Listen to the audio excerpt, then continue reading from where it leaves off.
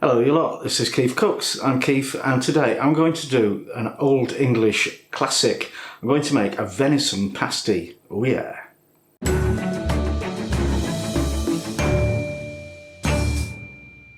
First of all, quick shout out to William Doherty, who made a magnificent donation via PayPal, and I really do appreciate it, so thank you. Anybody else feels like doing that, just go ahead. So, Venison Pastie, mentioned by William Shakespeare in his old plays, and also by Sam Pepys, who was a total foodie by all accounts, and was very partial to a venison pasty. So, what on earth inspired this? Well, I'll tell you, this book, which I got for Christmas, has an entire chapter, well, 2 or 3 pages, about venison pasty. This is about the history of food and class in Britain. So, as you know, we are a terribly class-ridden and messed up society. But if you were fortunate enough to have a bit of land, you might have some deer on it, and you know, then you could have venison pasties. Peasants couldn't have them unless, you know, it fell off the back of a poacher. So, yeah, total class divide. But then it got usurped by the Cornish Pastie, of which we shall not speak. Alright, maybe a little bit. I'm not a massive fan of Cornish pasties. And things like pies and pasties, I like to have gravy or sauce inside, not just clumps of dry steamed meat and vegetables. That really doesn't do it for me. So I'm going to cook my venison in a lovely red wine sauce as well. It'll be fab. Anyway, I'm going on a bit. If you like this video, give it a like, share, subscribe, ring the bell, ring a ding ding, etc. And let's get on with it. Venison pasty. Ooh. First job is make the pastry. I'm going to use hot water pastry because that's strong, robust pastry. I'm going to make 4. So what you need is 350 grams of plain all-purpose flour, 175 grams of lard cut into small bits, 125 grams of water, and a teaspoon of salt. So we need to heat the lard and the water until the lard melts and they combine. We don't particularly want it to boil. So pop that on the stove.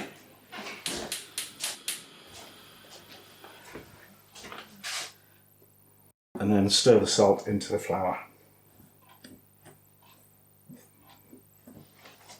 When the fat is melted, we pour half the mixture in with the flour and then stir in the remainder. And I do it in 2 stages because it's easier.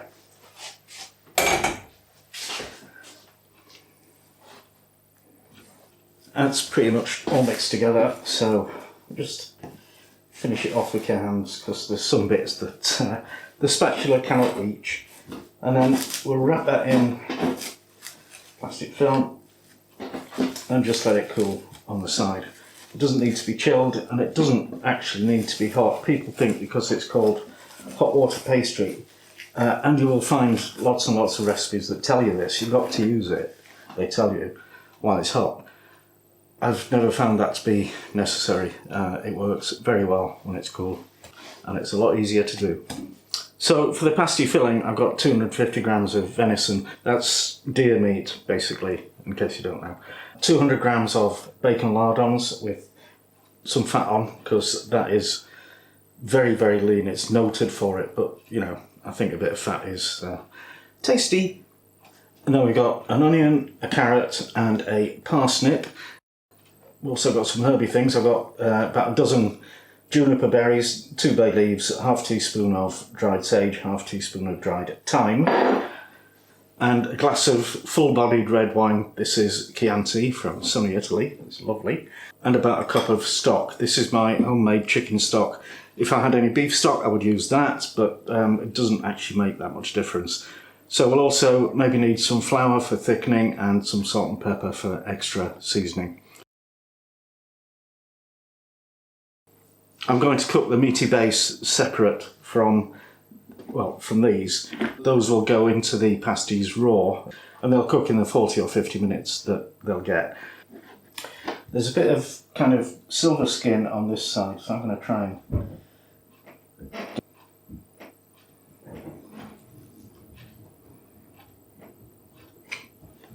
So now we need to cut the venison into small bits, really quite small because it's going to go in a pasty. We don't want big lumps of meat bulging out the sides. So, you know, we're kind of looking at a centimetre, about half an inch dice. Now I'm going to brown the venison off before I put it in the pressure cooker. So I want some flour.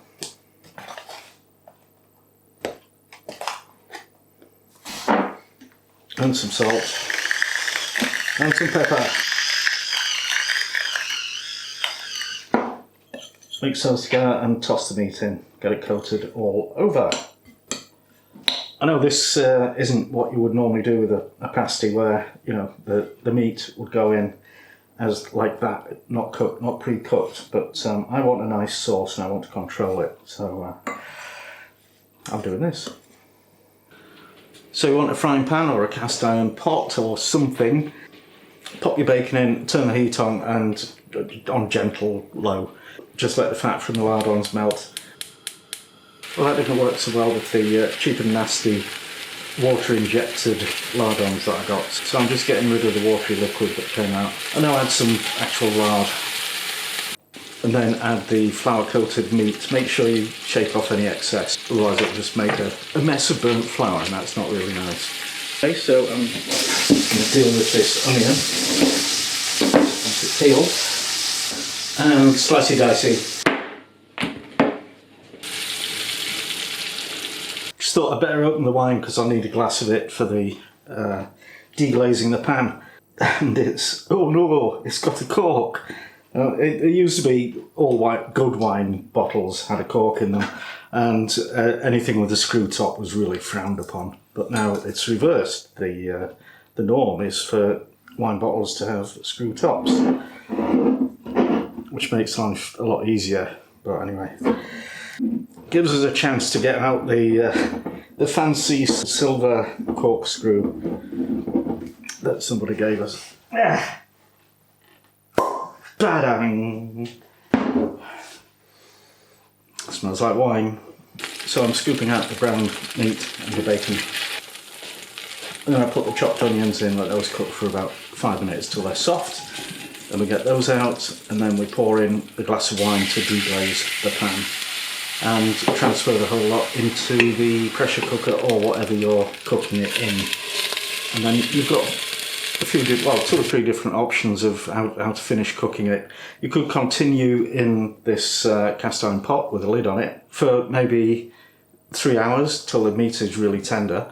Or you could use a crock pot, a slow cooker, where it would probably need 6 to 8 hours or overnight. But the quickest way is a pressure cooker, where I reckon it'll take 20 minutes. Top it up with the stock, add the herbs, maybe add a bit more water. This looks like it would probably boil dry. And then put the lid on, bring it up to pressure, give it 20 minutes, and then we'll have a look.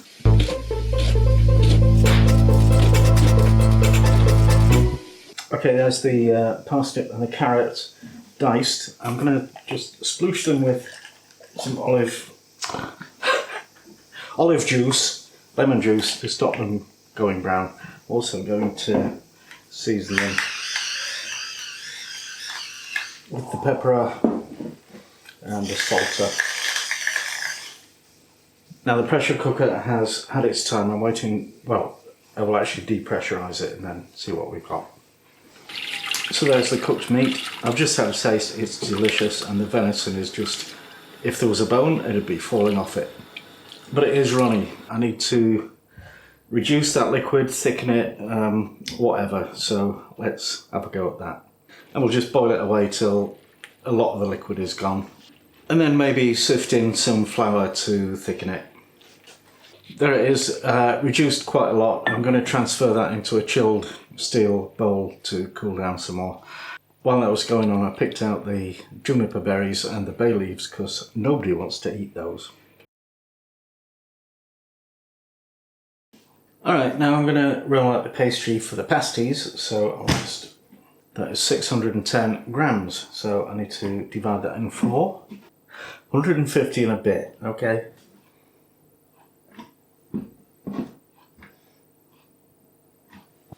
Okay, flour on the worktop. Now, normally if I'm making pasties, I would do a circle, so we get like a D shape, but I'm going to do mine as a triangle. Yay! So, to do that, I need to start off with a square.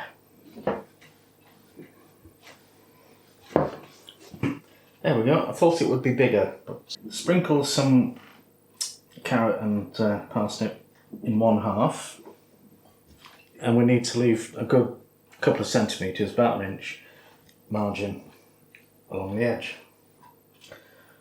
And then spoon the meaty, gravy, saucy thing on top. And moisten the edge with water and fold it over. Okay, let's try and crimp this.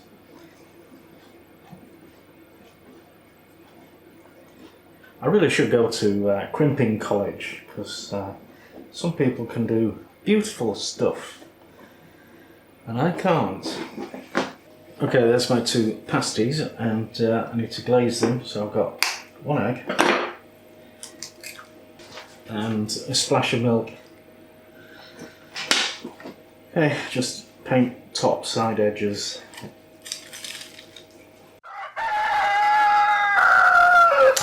Cock-a-doodle-doo indeed. It is the next day. So I baked the first two pasties yesterday, and I'd made a big deal about not puncturing the top so that the steam wouldn't escape from inside the pasty.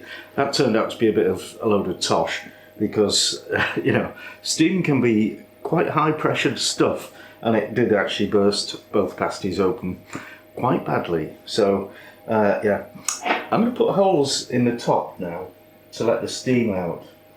Glaze.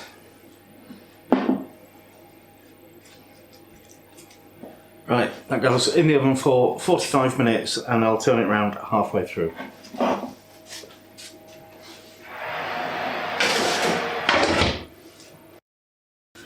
Time's up, let's get them out.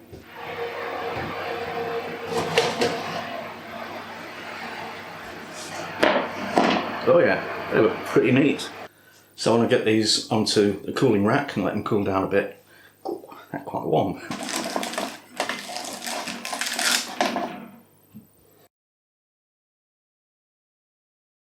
And now it's taste test time with Mrs. KeefCooks. Hello, babe. Alright. Hello. She poorly. I'm gonna live. Yeah, good. Okay, so. It's fine.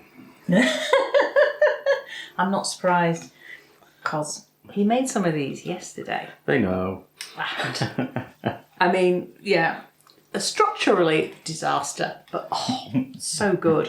What's the sweet thing in it? Because I love... well, it's parsnips and carrots. It really is, right? Yeah. And it really is sweet. It is. But it's like... It's a pop of sweetness when you get a piece of the vegetable. And then you've got the richness of the meat and the sauce and everything. Yeah. I like it even better now it stays in one piece when I'm eating it. Oh, so do I. I love that. When I was a kiddie-winkle, you could not get venison. Well, we could not get venison. But it's actually not exactly common, but it pops up in Morrison's, sometimes have it, Waitrose, Sainsbury's, Aldi, and I got this from Lidl, would you believe? So yeah, apart from, you know, regular butchers who do game. I like when we do taste tests during my tea break. They're very nice to time. Oh, that's the point. Kettle's just boiled. I need tea. Right, we're going. Love you and Thanks for watching, and see you next time.